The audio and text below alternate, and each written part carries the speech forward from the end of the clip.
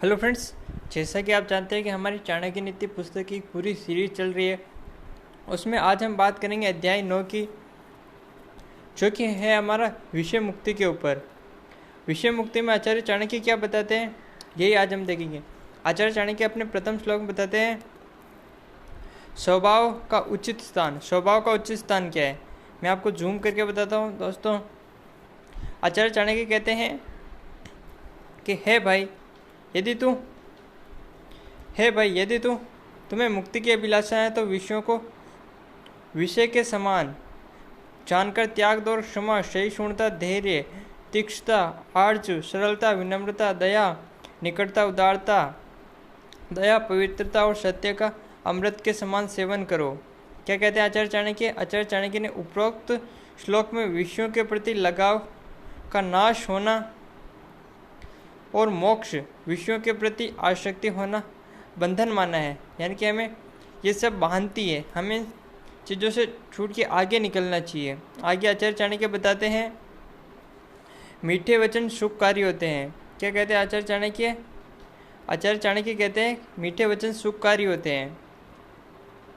इसमें आचार्य चाणक्य कहते हैं जो मनुष्य, या यूँ कहें कि जो नीच पुरुष एक दूसरे के प्रति अंतरात्मा को दुखदायक मर्मों को आहत पीड़ित करने वाले वचन बोलता है, उसका नाश ऐसे ही हो जाता है जैसे बांबी में फंसकर सर्प नष्ट हो जाता है।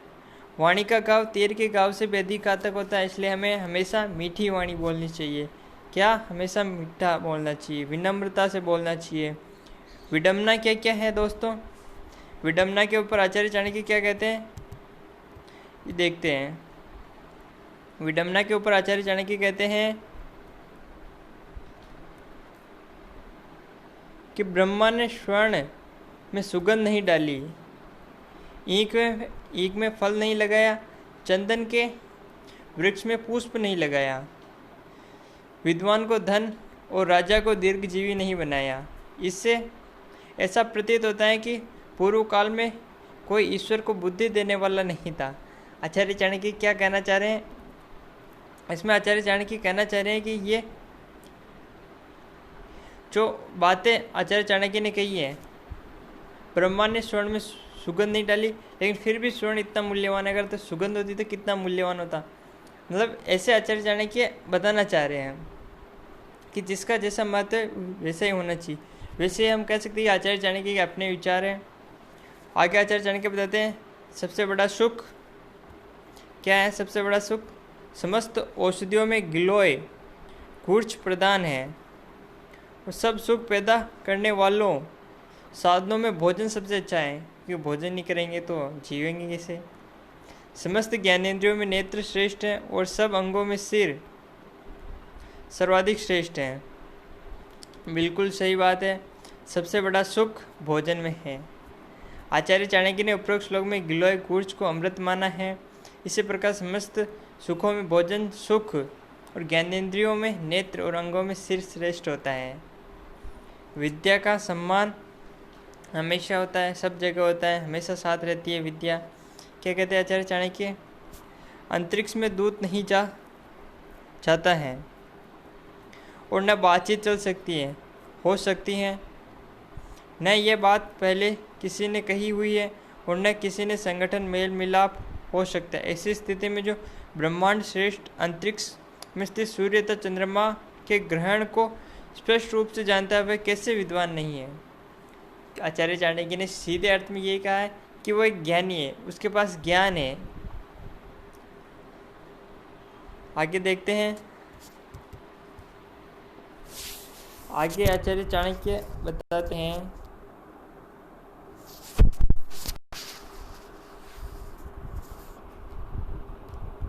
अगला श्लोक आचार्य चाणक्य क्या है? इन्हें सोने न दे। किन्हें सोने नहीं देना चाहिए मित्रों? क्या बताते हैं आचार्य चाणक्य?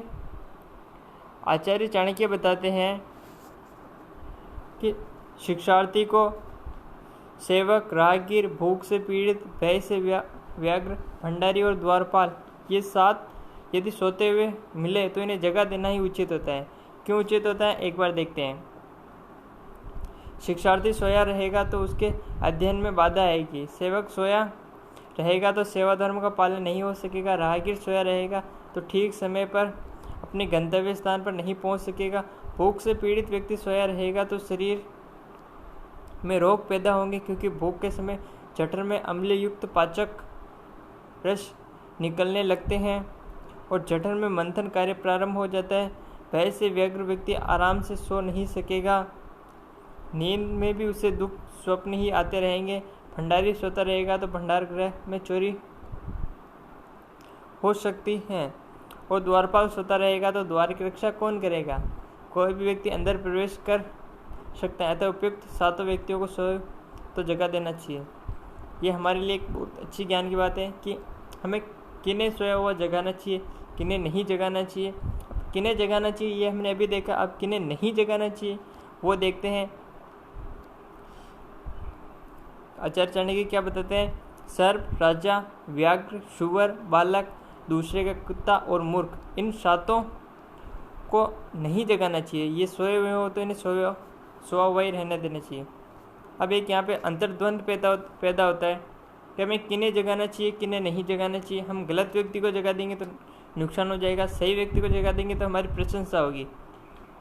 इसीलिए हमें ये पता होना चाहिए कि किस समय किसे जगाना चाहिए, किस समय किसे नहीं जगाना चाहिए। थोड़ा से विस्तार में देखते हैं। उपयुक्त 7 को जगाने से स्वयं को ही हानि होती है। कैसे? सर्प डस लेगा, राजा दंड दे देगा, व्याघ्र या चित्ता हमला करके मार डालेगा, बालक की निंद्रा खुलने पर वे व्यर्थ ही रोए और चिल्लाएगा, दूसरे के कुत्ते को जगाने से वह क्रुद्ध होकर काट लेगा और मूर्ख का व्यर्थ का वाद विवाद करेगा। अतः ये 7 को सोते हो तो इन्हें कभी नहीं जगाना चाहिए। ये भी बहुत अच्छी बात बताई आचार्य चाणक्य ने। इनसे हमें कोई हानि नहीं होती। किनसे हमें कोई हानि नहीं होती है? क्या बताते हैं आचार्य चाणक्य? आचार्य चाणक्य बताते हैं कि जिन ब्राह्मणों ने धन प्राप्त करने के लिए वेदों का अध्ययन किया है और जो पतितों, शराबी, कपची, नीच मनुष्यों का अन्न खाते हैं, विषहीन ब्राह्मणों के समान वे ब्राह्मण क्या कह सकते हैं? अतः कुछ नहीं कर सकते। उन्हें संसार में कोई यश और गौरव प्राप्त नहीं होता है। यानी कि हमें इनसे कोई हानि नहीं होती। ये मतलब नीच किस्म के होते हैं, या इन्हें ढोंगी कह सकते हैं हम। आचार्य चाणक्य ये बताते हैं इसमें। इनसे न डरे। किनसे नहीं डरने के बारे में आचार्य चाणक्य कह रहे हैं? आचार्य चाणक्य निम्न से नहीं डरने के बारे में कह रहे हैं, और वो है जिनके क्रुद्ध होने पर कोई भय नहीं हो और प्रसन्न होने पर धन की प्राप्ति नहीं हो, जो न दंड दे सकता हो न कृपा कर सकता हो, वह रुष्ट होकर किसी का क्या बिगाड़ लेगा। इसलिए आचार्य चाणक्य कहते हैं कि इनसे कभी नहीं डरना चाहिए। जो क्रोधित होंगे तो भी हमारा कोई नुकसान नहीं होगा, जो प्रसन्न होंगे फिर भी हमें कोई लाभ नहीं होगा, तो इनसे हमें डरने की कोई आवश्यकता नहीं है। आगे आचार्य चाणक्य बताते हैं कि आडंबर भी आवश्यक है। आडंबर कब आवश्यक है? क्या बताते हैं आचार्य चाणक्य? आचार्य चाणक्य बताते हैं विषीन सर्प के द्वारा भी अपना बड़ा भारी फन फैलाया जाना चाहिए। उससे विष हो या न हो ये अलग बात है, लेकिन उसके लिए तो आडंबर अत्यंत भयंकर होता है। अगर वो आडंबर नहीं करेगा तो कोई भी व्यक्ति उसे आके मार देगा, क्योंकि उसे पता है कि इसमें विष तो है ही नहीं। इसलिए उसे अपना फन फैलाए रखना चाहिए। इसका हमारे जीवन में क्या महत्व है? आचार्य चाणक्य कहते हैं कि शक्तिहीन होने पर भी व्यक्ति को शक्तिशाली होने का अवश्य उपक्रम करना चाहिए, अन्यथा लोग उसे पीड़ित करने लगेंगे, सताने लगेंगे। समझे दोस्तों? आगे आचार्य चाणक्य बताते हैं कि मूर्ख लोग प्रातःकाल होते ही जुआ खेलने में लिप्त हो जाते हैं, मध्याह्न दोपहर को स्त्री सहवास, भोग विलास, आमोद प्रमोद में और रात्रि में चोरी करने आदि दुष्कर्म में लग जाते हैं। ये मूर्ख है जो ऐसा करता हुआ पाया जाता है, वो एक तरह से बुरा व्यक्ति है। विद्वान लोगों को चाहिए कि वे प्रातःकाल ईश्वर भजन करें, दिन के समय रोजी रोटी में कमाएं और रात्रि के समय स्त्री सहवास या आराम में व्यतीत करें। ये विद्वान व्यक्ति हैं। अगर मित्रों आप भी ऐसा करते हो तो आप भी विद्वान व्यक्ति हो। अब आगे आचार्य चाणक्य बताते हैं सौंदर्य हास के बारे में। क्या कहते हैं आचार्य चाणक्य सौंदर्य हास के बारे में?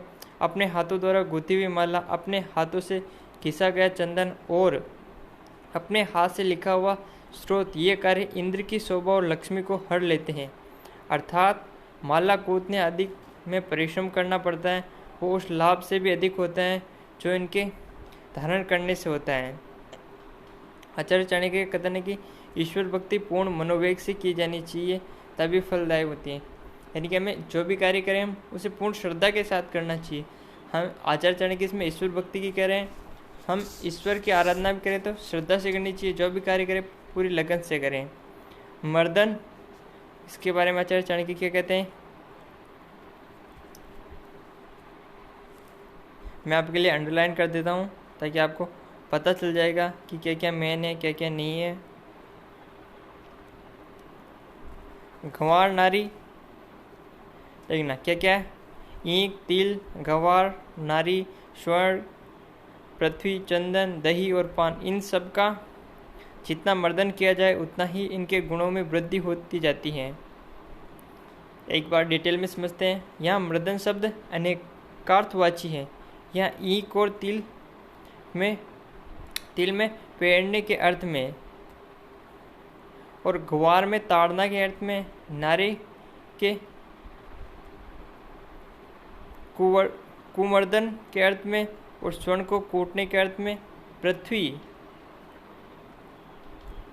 को जोतने के अर्थ में, चंदन को घिसने के अर्थ में और दही में मंथन के अर्थ में और पान में चारोणक के अर्थ में। प्रत्येक द्रव के साथ जो अर्थ किया गया है वह जितना अधिक किया जाता है उतना ही अधिक फलदायी या फल प्रदान करने वाला होता है। जैसे ईंख और तिल को जितना बार कोलों में पेरा जाएगा उतना ही उससे अधिक रस या तेल निकलेगा। गंवार को जितनी ताड़ना दी जाएगी उतनी ही अच्छी तरह से यह कार्य करेगा। सहवास के समय कूचों का जितना अधिक मर्दन किया जाएगा उतना ही अधिक स्त्री को आनंद प्राप्त होगा। स्वर्ण को जितनी बार पीटा जाएगा उतना ही उत्तम आभूषण बनेगा। पृथ्वी को जितनी बार जोता जाएगा उतनी ही अधिक फसल होगी। पान को जितना चबाया जाएगा उतना ही रंग गाढ़ा होगा। बहुत अच्छी बात है मित्रों। आगे देखते हैं उपचार गुण, क्या किसका उपचार है।